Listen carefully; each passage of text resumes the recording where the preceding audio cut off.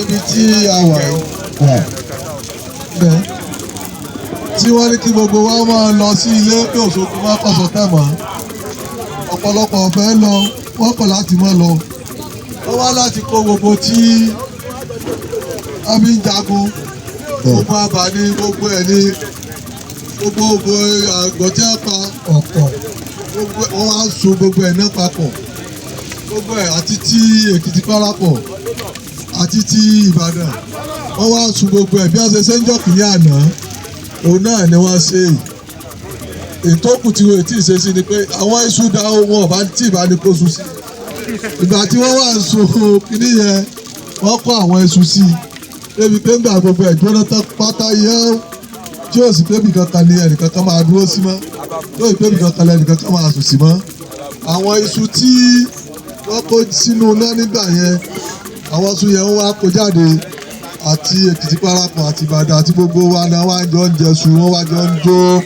àwọn oníjàlá wa wọ́n wà máa fèrè dá wa lára yá tí kìnìún ìbá ti jó tán wọ́n fèrè dá wa lára yá àwọn máa kọrin àjọ máa yọ̀ wọ́n jọ dì mọ́ra wọn pé kò sógun mọ́ kò sí ọ̀tẹ̀ mọ́ oríṣiríṣi eré ni wọ́n ṣe títí fún bí wákàtí bíi méjì sí mẹ́ta ṣe yìí àwọn àṣẹ ìbáṣọ ìgbóhùn yẹn ó wà tó bá ní ìfikún ní ṣókí barista.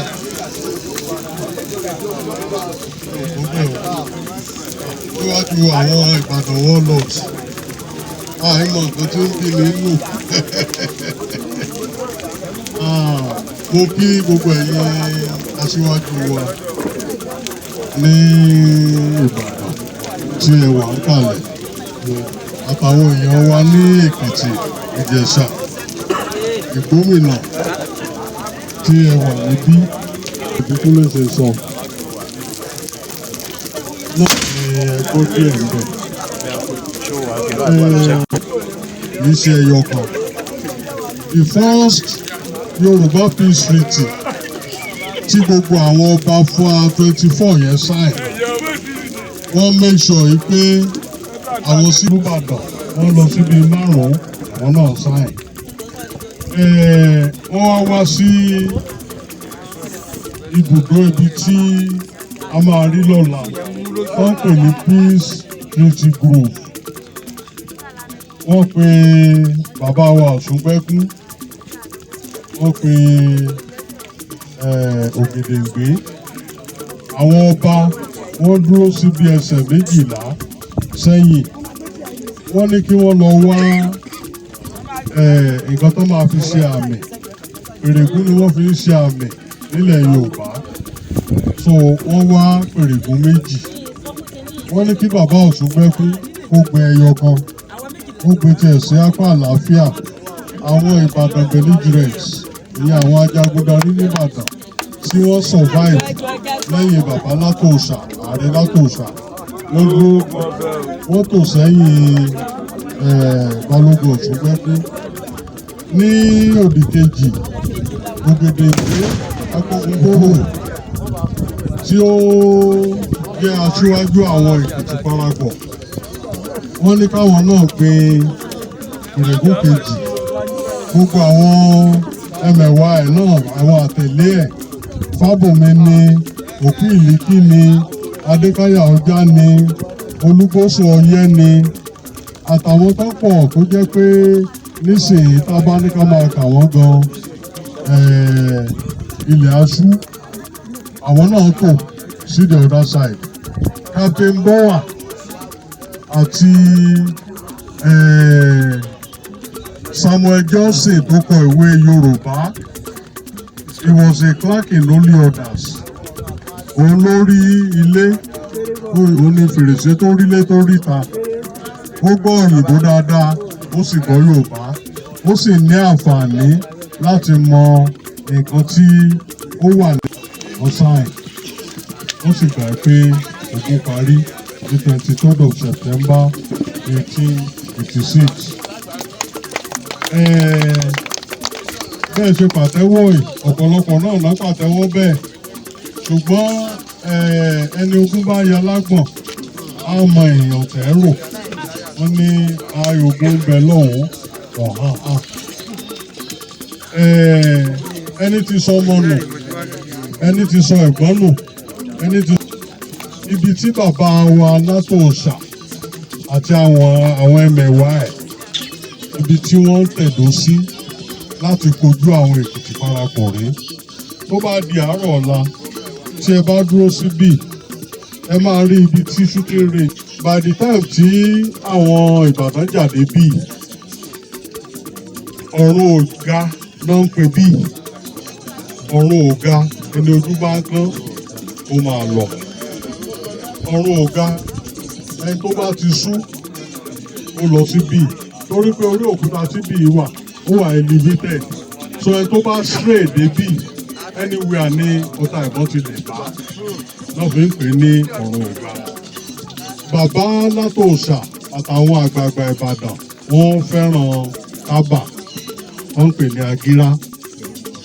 Tí ó bá di àárọ̀ ọ̀la ẹ máa rí ojú ibi náà ti ń lọ tábà wọn bí àti ibi náà ti ń sa ẹ máa rí ní ìṣe tí a bá tọ́ tọ́ọ̀chì àwọn kinní tá a gbé dání tá a bá rìn bíi 10 feet síbi tá a ti ń sọ̀rọ̀ ẹ máa rí wọn ṣùgbọ́n tó bá di àárọ̀ òdìbà tọ́jú ẹ̀ fún yín kó òun rèé ẹ̀ rí ojú ibẹ̀ ń bẹ̀ so ibi táwọn wà lélẹ̀ náà nígbà tí wọ́n sign Peace Treaty tán lọ́hùn tí wọ́n rí bọ́ọ̀lẹ̀ tí captain báwa sọ fún wọn pé ìjà ti parí kó ní kálukú máa lọ àwọn èèyàn yẹn ò lọ àwọn tó dó síbí in defence of Ìbàdàn wọ́n stay put àwọn tó wà ní shooting range àwọn Lábíńjọ náà àwọn náà stay put sọ́dọ̀ wọn so òun ló lead sí proclamation àníkẹ́jẹ́ ká proclaim peace níjà ìṣìtàn so òun ni second Peace Treaty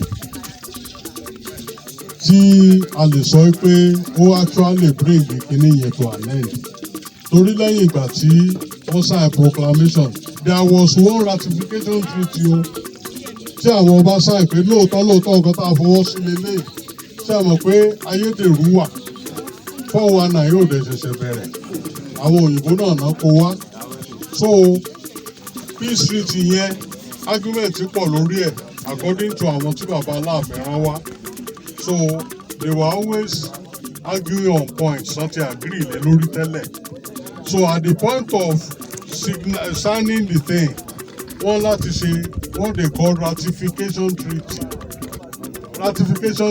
yẹn ibi tó ti sign the first Peace Treaty náà ló ti sign ẹ̀ so wọ́n máa àwọn historians wọ́n máa ń kó papọ̀ mọ́ Peace Treaty but the proclamation treaty ibi iná ti wá ṣe òun ló dá dúró ń tiẹ̀ tó jẹ́ pé ibi iná ni wọ́n ti wá ṣe àtẹ́bá ka Samuel Johnson dáadáa lẹ́yìn tẹ́ bá ti ní opportunity àti rí ó describe ibi in very great detail tó jẹ́ pé ní ìdàtí wonder pé ibo ni bàbá yẹn sọ tó yìí ó describe gbogbo àwọn òkè tó sọ̀rọ̀ àná ibi àti báwọn èèyàn ṣe pín síbẹ̀ tọ́pọ̀ tó jẹ́ pé orísun lọ orí àwọn Èkìtì tán wò pé kékeré àpá gbogbo àwọn orí òkè wọ̀nyí ni àwọn èèyàn kún tí wọ́n ń wo ibi tá a dúró sí ọ̀pọ̀lọpọ̀ wọn náà máa gbàdúrà ọlọ́run máa jẹ́ kékeré parí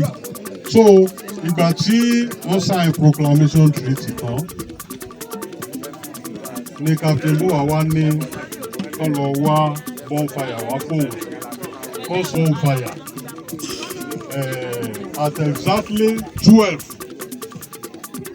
wọ́n yìnbọn láti fire ẹ̀ ó gbiná ó wá bẹ̀rẹ̀ sí í jó gbogbo wọn wá sọ̀rọ̀ àǹdẹ̀ àwọn tó ń sunkún wọ́n sunkún àwọn tó ń yọ̀ wọ́n ń yọ̀ àwọn tí wọ́n ti rí ọ̀rẹ́ wọn tipẹ́tipẹ́ most of the people on both sides tí wọ́n ń jà yìí Ìbàdàn náà ti kọ́ṣẹ́ ogun Ìbàdàn ní Fágùnmí ti kọ́ṣẹ́ ogun Ìbàdàn l'Ògèdèngbé ti kọ́ṣẹ́ ogun gbogbo wọn náà mọ́ra wọn ṣe so that ipe sọ àti ẹ̀tún lè padà sọ̀rẹ́ ẹkún lọ́pọ̀lọpọ̀ wọn so tán dì mọ́ra wọn lápẹjá ń kọ́ ìwọ ò gbọ́ pé nígbà tí wọ́n ń jà níbi báyìí ìbọn ti bá ó ti kú tàmẹ̀dùn ń kọ́ ìwọ ò gbọ́ pé nígbà tí nǹkan báyìí ṣẹlẹ̀ níbi báyìí wọ́n ti pa síbẹ̀ ibi adébáyé kọ́ òun náà kú níbi ìjà tó ń sọ yẹn.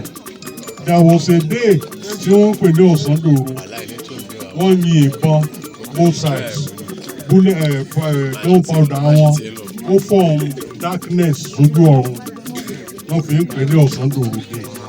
A lot of people ló kún jọ yẹn. And according to Samuel Johnson, àwọn pages tó ṣáájú ààrẹ látòóṣà about 400 of them lọ lọ. Àwọn náà ń pè ní bàbá ní ẹmọ́sà. Those who are sworn wípé wọ́ọ̀ làwọn wà yìí. Àwọn dẹ̀ ti sáyìn pé àwọn dẹ̀ ti agree wọ́n ti múlẹ̀ gẹ́gẹ́ bí jagunjagun láti defend ààrẹ at the pain of death. Tó bá yẹ pé ààrẹ làwọn guide lóòótọ́ ikú tó bá máa pa okùnkùn kọ́kọ́ pa àwọn. So those pages àwọn bàbá ní ẹmọ́sà wọ́n lose a lot of them. Ìjọ yẹn ni ìbọn bá ẹni tó kó ìbọn Kírìjì gan wá lábẹ́ ìjọ tó ní shooting range tí mo ń sọ pé máa rí yẹn. So it was a very terrible day. Níjọ proclamation sport àwọn tí wọ́n ríra wọn for 2-3 years láàrin ibi kékeré yìí wọ́n ríra wọn wọ́n bẹ̀rẹ̀ sí exchange ideas lágbájá ńkọ́ àwọn ti kú àmọ̀tò ńkọ́ àwọn ti kú eléyìí ńkọ́ àwọn ti kú. So àwọn tó ń sunkún wọ́n sunkún. But for the Yoruba nation it was a giant leap. According to àwọn historians, particularly Professor Banji Akintoye, who estimate strength àwa Yorùbá ní time yẹn pé wọ́n lé ní 75,000 men, able-bodied men. 115 to 120,000 able-bodied men. Àwọn ìgbómìnà 25,000 able-bodied men. Ó ro gbogbo ẹ̀ papọ̀. Wọ́n lọ síbi 300,000 able-bodied men. And he started asking pé báwo wá ní òyìnbó tí wọ́n tó 1,000 people tí wọ́n ti wá colonize wa. Nítorí ẹ̀kọ́ tó ń rí kọ́ nínú gbogbo ẹ̀ ní pé àwa is united. Tó bá yẹ pé gbogbo wa yẹn àwa united ni tá a bá sọ fáwọn colonial masters pé aláàgbàṣẹ́ ṣé bí 16 years la fi jà ń bì mi ò mọ ibi tí òyìnbó ti ever jà fún 3 years rí non-stop but àwa ń bì yìí àìdí ọ̀ 16 years of hardship so tó bá yẹ pa àwa united ni ṣe mọ̀ tá a fohùn ṣọ̀kan pé ẹ̀yin òyìnbó sẹ́ aláàgbà possibly our history would have been different. Ṣùgbọ́n ọ̀rọ̀ proclamation ni bàbá ẹni ọmọ Balógun Ìbíkúnlé ní kí n sọ and I think I've covered the ground already. Mo kàn ń sọ àwọn ilé so that nǹkan tá à ń ṣe yìí ó wà symbolic. Mo ní privilege yìí pé for 30 years ni mo ti máa ń ṣe àwọn narratives yìí ń bì. Ẹ rí i pé mi ò mú ìwé dání gan. So it has almost become part of me. I was inducted, so to say, in 1982. Nígbà mo jẹ́ undergraduate in University of Ife. I had the privilege pẹ̀lú grandson Fábùnmi tó bẹ̀yìn lórí who became an ọba nílẹ̀ yìí. A lot of people náà máa ń sọ pé fún ológun yẹn oníkálukú ara wọn náà bẹ̀rẹ̀ sí í tú ara wọn sípò ọba. So Fábùnmi di ọba ní Mẹ̀síndì. Àbúrò ẹ̀ Ládòkun di ọba níbí. Grandson náà àwọn ni wọ́n pè ní ọba Rufus Adénípẹ̀kun Adégbọlá Fábùnmi the third. Òun náà di ọba níbí. Òun ni mo bá sọ̀rọ̀ fisikálì tó induct èmi sí àìdíà ìgbà tá à ń sọ yìí. He had a lot of documents and books ó kó fún mi torí pé bàbá tèmi láìkẹ́. Bàbá mi was born when the peace treaty was being negotiated ní 1885 and inú palace grandfather wa ni àwọn òyìnbó àtàwọn tájọ ń sọ̀rọ̀ wọ́n máa ń wá mo rò pé àwọn tó lọ káàkiri lẹ́mẹ̀sì wọn débẹ̀ náà so that mo ti ní privilege láti máa sọ kínní for the past 30 years eléyìí náà simulate greater research into the thing tí n bá ń bá àwọn ọ̀rẹ́ mi sọ̀rọ̀ ọ̀tún Ọ̀ṣungbẹ́kún ni ọmọ Balógun Ìbíkúnlé ni ọmọ Baálẹ̀ Róòsì ni àwọn Máyẹ̀ ni tí n bá ń sọ fún wọn ó máa ń yà wọ́n lẹ́nu. How did I know so much? Dates nìkan ni mi ò kì í sọ fún wọn. Ìdí ẹ̀ náà inú ìjọ tó pa Bello mi ò mọ Bello mi ò sì mẹyẹ tó sùn mi ò mọ. But when you read Samuel Johnson dáadáa ẹ mọ irú èèyàn tí Bello likely kò jẹ́ nìbàdàn torí wọ́n ti ọjà ẹjọ́ márùn-ún. Yàtọ̀ sí pé wọ́n ti ọjà ẹjọ́ márùn-ún. Àjàyí Ògbóró Ẹ̀fọ̀n jagun Kírìjì lẹ́lẹ́kejì o. Lẹ́yìn ìgbà tó ti jajá lumi tó lé àwọn Èkìtì parapọ̀ dé géètì rẹ̀ sí. Inú assault yẹn wọ́n ti lù sí Bello. Wọ́n ti pa Bello and Ààrẹ Látòsà did not take kindly to it pé wọ́n pa ọmọ Ọ̀ṣúndínà sí òun lọ́rùn. Báwo ni Àjàyí ṣe agree? Báwo ló ṣe accept pé ó wà ní position tó máa fi rí pa? So he recalled Àjàyí Ògbóró Ẹ̀fọ̀n. So gbogbo èyí tó kù lẹ́yìn ìgbà tó ti rí fún Àjàyí Ògbóró Ẹ̀fọ̀n ní stalemate dé.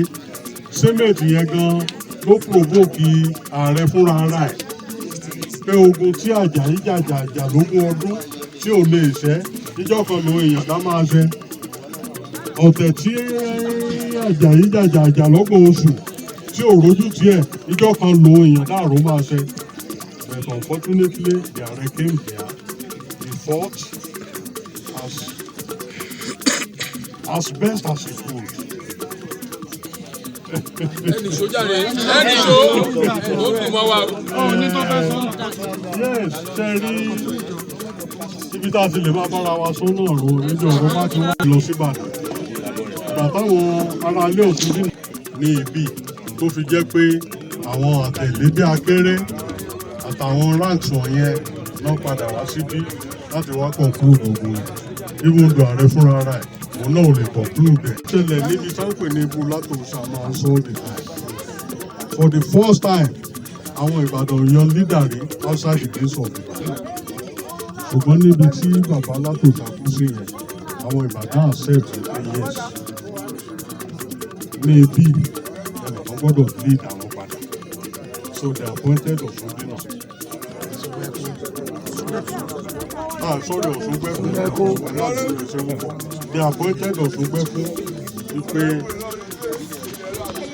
carry on lead Ìbàdàn padà.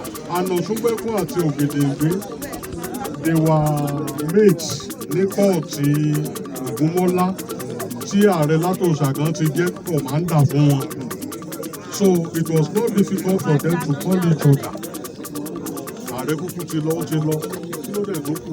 Ògèdèngbé gan ò fẹ́ jà fáwọn Èkìtì parapọ̀ tẹ́lẹ̀. Yeah, because ó múlẹ̀ ó ò never late hand against wọn. But here are people tó ń bẹ lójoojúmọ́ láwọn Èkìtì parapọ̀ àwọn Ìjẹ̀ṣà àwọn Ìgbómìnà wàdẹ̀ lajúlẹ̀ wọn wà pa àwọn èèyàn dé ilé ló fi accept. So ìgbà tí ààrẹ ti lọ ó sì fún Balógun Ọ̀ṣungbẹ́kún àti Ògèdèngbé láti pera wọn pé òkè ìjà palẹ̀ òkú ọ̀gá wa mọ́. Mo ń sọ fún Ọ̀ṣúndínà lẹ́ẹ̀kan mo ní tó wáyé pé around Christmas bíi December tí kò ti ń gbẹ̀lẹ̀ wá rí àwọn cave bunkers yẹn láti appreciate ìgbà táwọn aṣíwájú wa ṣe. Rí cave bunker Ògèdèngbé kò sí bí ogun yẹn ṣe lè last tó lórí máa yẹn mú nínú òkúta yẹn. Rí cave bunker Balógun Ìṣẹ́yìn. Rí ti Olúgbòsùn Ọ̀yẹ́ Olúgbòsùn ọ̀sẹ̀ commander Èkìtì lọ́yẹ̀ Èkìtì ló ti wá. Wá rí nígbà tí tragedy yẹn ṣẹlẹ̀ tán rí cave bí tán gbé ààrẹ lọ. Àwọn òyìnbó gbọ́dọ̀ ní cremation preservation òkú àwọn àyàn dúdú la ní and research ti show yìí pé Egypt ló ti bẹ̀rẹ̀ tipẹ́tipẹ́. How it got to Egypt I don't know but àwọn Yorùbá náà mọ̀. They took the corpse of the ààrẹ to a cave. 9 days ni. Wò wọ́n ṣe ń rìn tẹ́ bá kúrò ní Ìbàdàn ẹ gba ibi tí wọ́n ń pè ní ẹrùn mú látijọ́ ẹ gba bàbá sí ìwọ àtúnṣe ẹ bá kúrò níwò ẹ fèsì Ẹdẹ nígbà bá kúrò lẹ́dẹ̀ ẹ máa wọ Òṣogbo níṣẹ́ tẹ máa fún wa mú títì tó ń wá síbi dàlẹ́tìrì wọ́n á forí lé Ìkìrun wọ́n á gba Ìkìrun sọ̀kalẹ̀ sí rèé èrè alálùbọ́sà wọ́n á gba bẹ̀já lè sí ibi tó ń pè ní náà tó ń pè ní ìlọ́sìn Eripa Òṣogbo bẹ̀sẹ̀ Eripa náà máa gbà dé Ọ̀tàn tó ń pè ní Ọ̀tàn kòtò ń gbà yẹn àti ń pè wọ́n lọ́ta ayé gbajú báyìí ibẹ̀ yẹn náà máa gbà sọ̀kalẹ̀ sí Ìrẹsì wọ́n wá gba Ìrẹsì gún òkè padà sí Ìbàdàn to be able to descend sí Igbó Elébòlò gbogbo ibi tá a wá Igbó Elébòlò náà ń pè níbẹ̀ sí ilé Igbó Elébòlò so it takes 9 days to get here from Ibadan and it takes 9 days to get to Ibadan from here.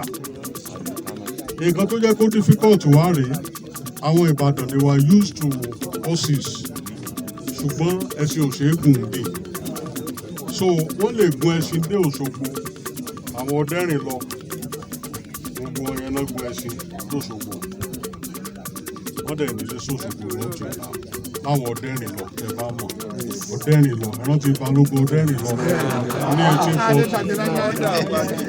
1840 so ó strenuous láti débí láti Ìbàdàn ó dẹ̀ strenuous láti lọ ń bì sí Ìbàdàn so it takes 9 days òkú wo lèèyàn wá fẹ́ gbé lérí fún 9 days especially somebody as important as Ààrẹ so wọ́n láti lọ ṣe pé at least wọ́n tẹ̀lé rí kó padà sí Ìbàdàn so they did it they took time wọ́n ti ẹ̀ gbé Pèrègún wọ́n ṣe gbogbo ẹ̀ gbogbo ibi iná mark ní gbogbo táwọn kìíní burúkú ti happen na mark with Pèrègún trees tí Ọ̀ṣungbẹ́kọ̀ àti Ògìdìngbé wọ́n conspire láti gbé àbí collaborate ní kí n pè é. So gentlemen, you are welcome to the Peace Proclamation Spot. Ibi tó ń pè ní táwọn Ìjẹ̀ṣà Èkìtì parapọ̀ ń pè ní Ọ̀run Òga ẹni ojú bá ń kán.